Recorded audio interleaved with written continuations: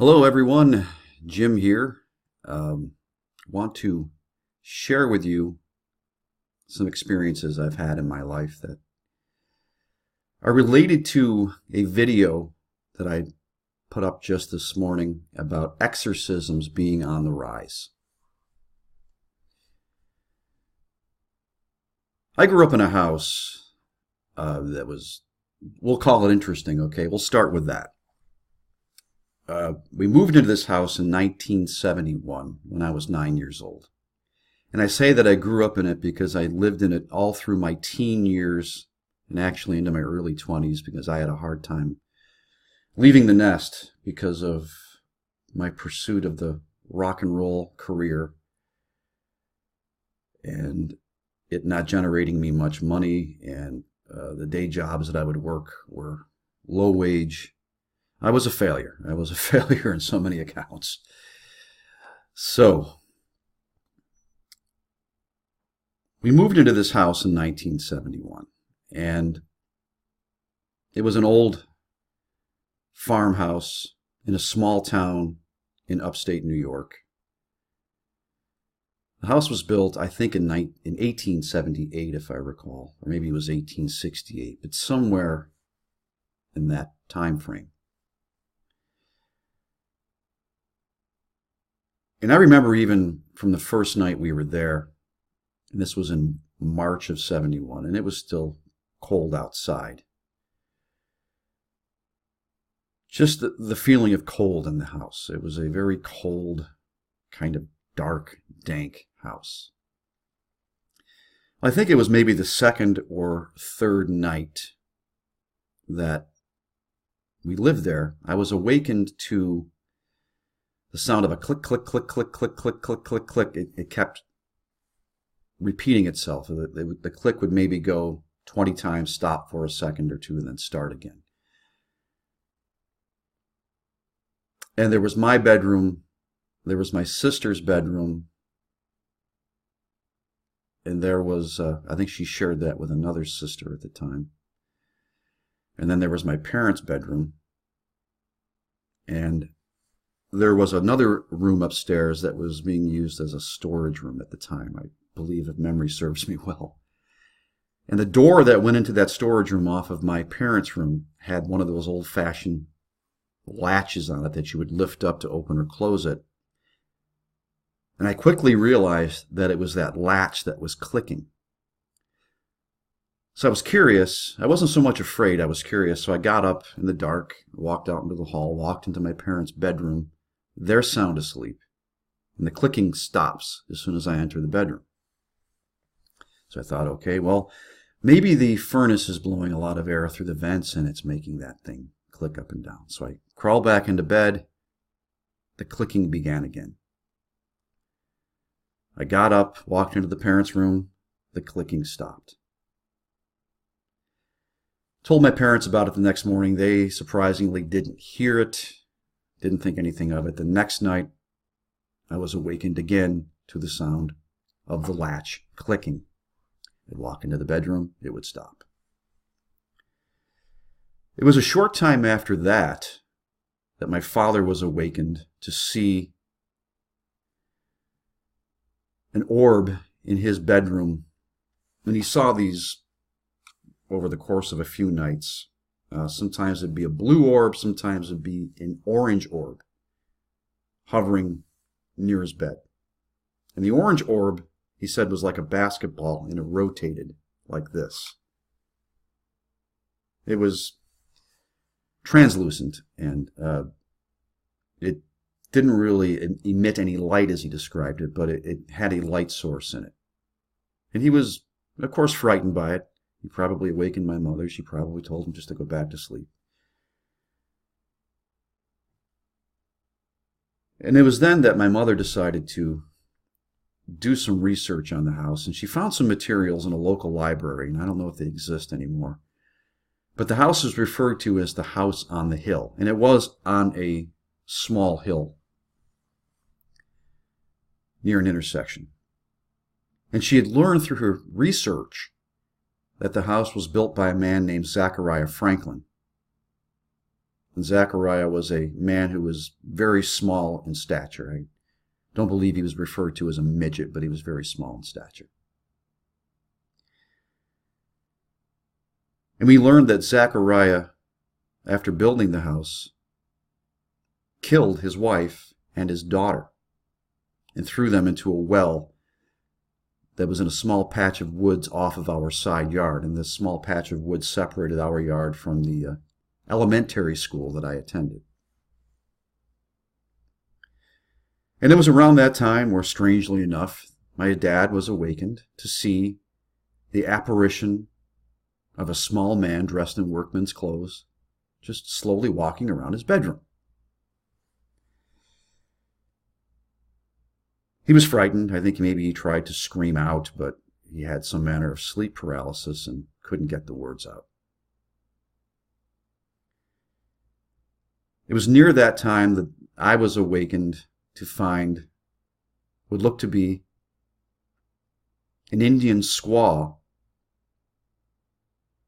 with a headband with one feather coming out of the band, sitting at the edge of my bed. Again, she appeared to be ghostly. I looked at her. She disappeared. Shortly thereafter, maybe within a week or two, I was awakened to see what looked to be a little girl dressed in pajamas sitting on the floor at the foot of my bed playing with dolls. I looked at her. She looked at me with a most terrified look on her face. Again, I could see through her, but yet see her, and she disappeared. Not long after that, I saw a woman in my bedroom wearing a tall hat with what appeared to be flowers in it, and she was wearing a dress with a blouse or a shirt underneath with frills along the collar and along the sleeve cuffs. I looked at her for a couple of moments. She looked at me, and she disappeared. And during this time now, this is I don't know, some months after we moved in, we're beginning to hear a lot of noises at night. We're noticing the house is getting increasingly cold.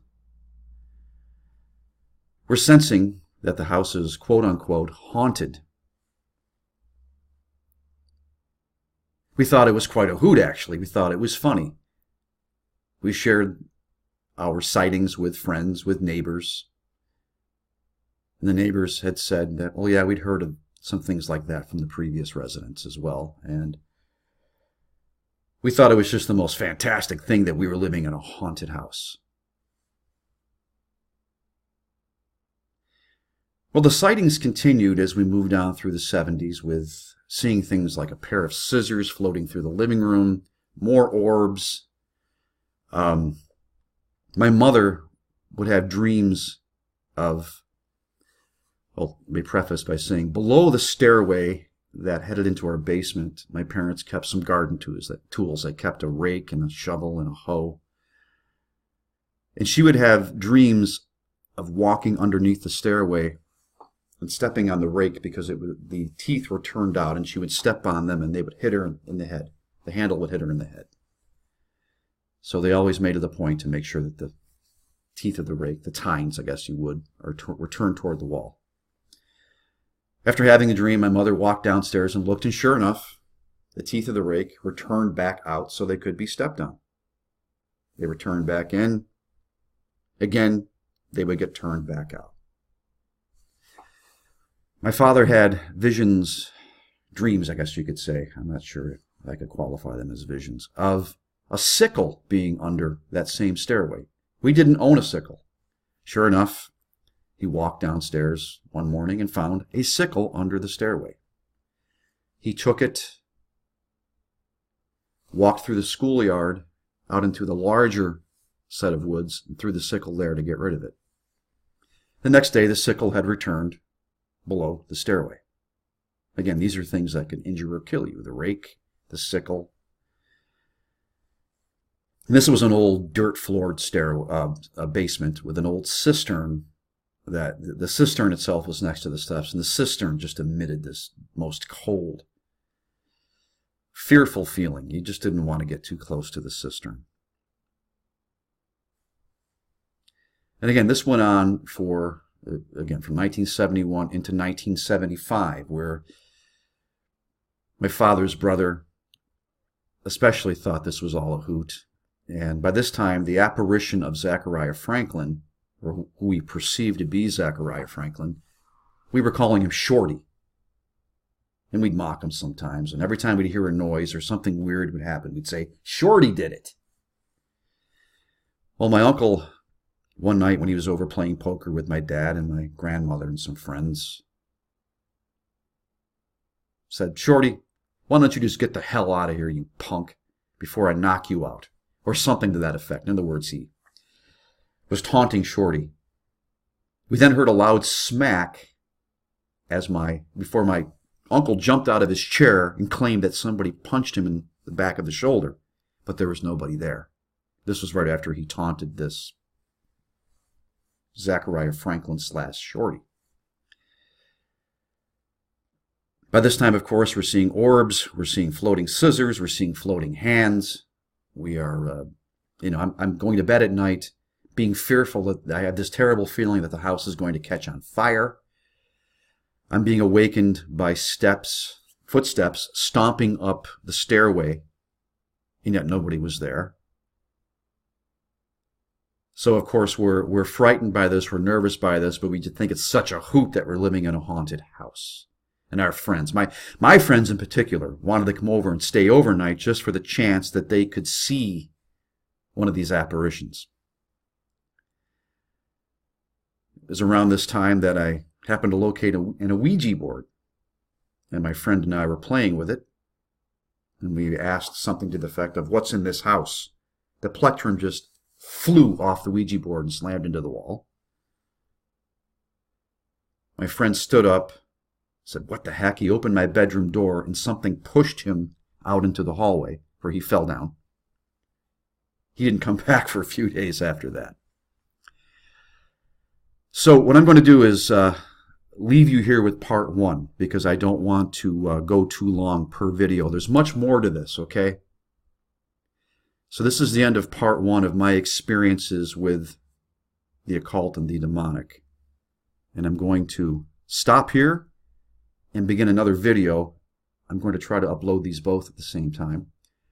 I'm Jim, signing off, and I'll see you shortly.